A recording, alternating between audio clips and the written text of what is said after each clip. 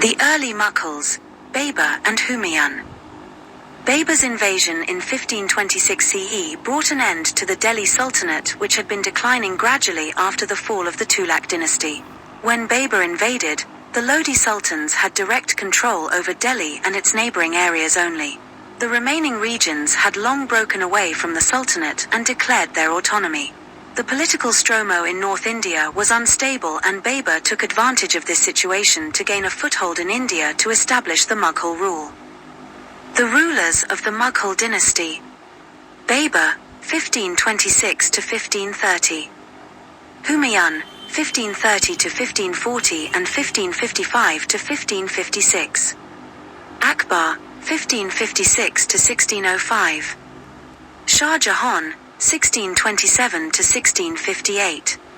Jahangir, 1605 to 1627. Aurangzeb, 1658 to 1707.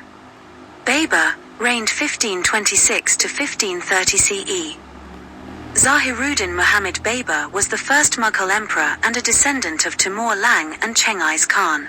He ascended the throne of Fargana, a small principality in Transoxiana, in 1494 CE, after the death of his father.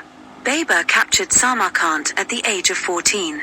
However, he was soon thrown out of Samarkand and Fargana by the Uzbeks, another Mongol tribe. He spent many years subsequently wandering homeless and eventually carved out a fresh territory for himself in Kabul in 1504 CE.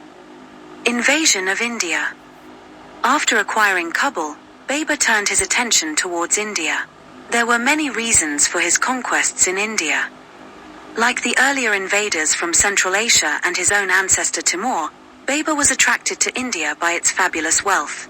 He needed money because the income from Kabul was meager and not sufficient to support his army and administration. Babur was also apprehensive of an Uzbek attack upon Kabul and considered India to be a safe place of refuge. The unstable political situation in India after Sikandar Lodi's death and invitations from Daulat Khan Lodi, the governor of Punjab, to displace Ibrahim Lodi encouraged Babur to attack India. Course of Babur's success in India.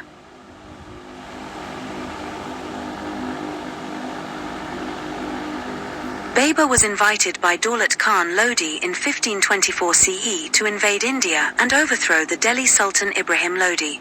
Babur used this opportunity to attack India and crossed the Indus River. He captured power in Punjab and returned to Kabul to regroup his forces for further attack on India.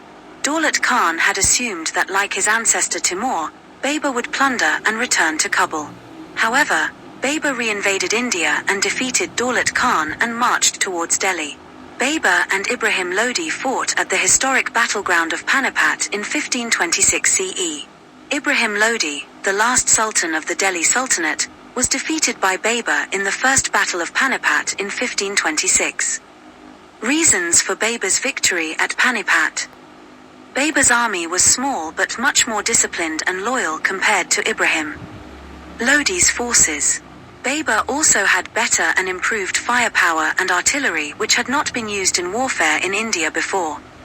He was a brilliant military strategist and easily routed the armies of Ibrahim Lodi. Consequences of the Battle of Panipat. The Battle of Panipat formally established the Mughal rule in India. However, it did not give Babur sovereignty over Hindustan.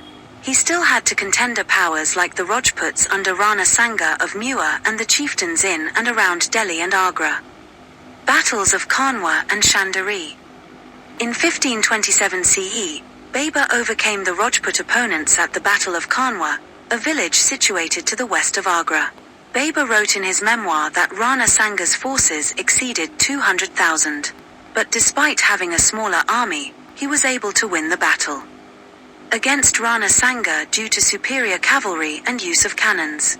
After the victory at Kanwa, the center of Babur's empire shifted from Kabul to Hindustan.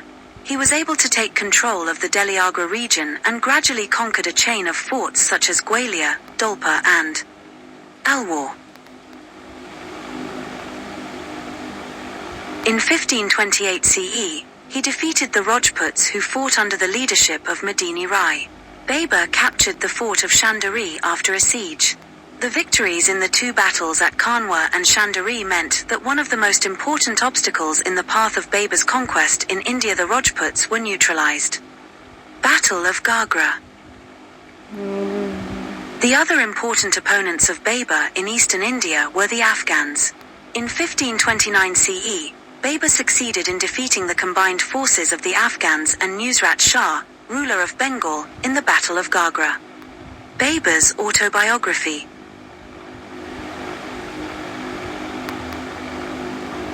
Babur was a great writer.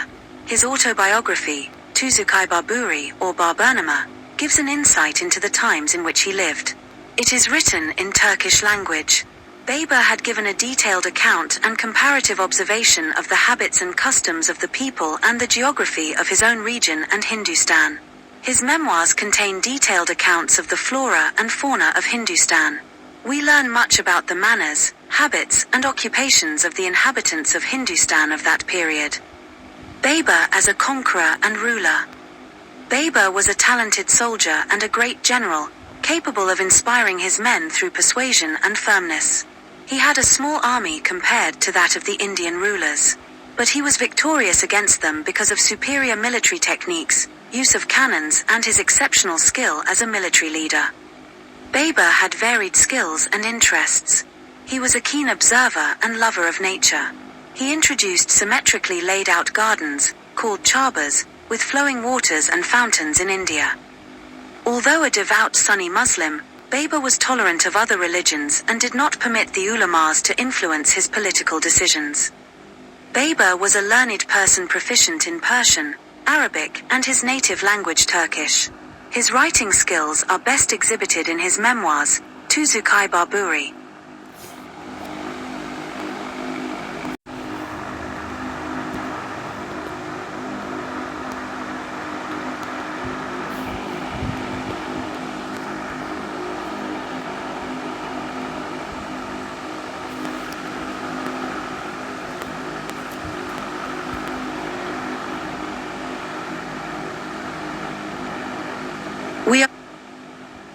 We are keeping the chapter up to this.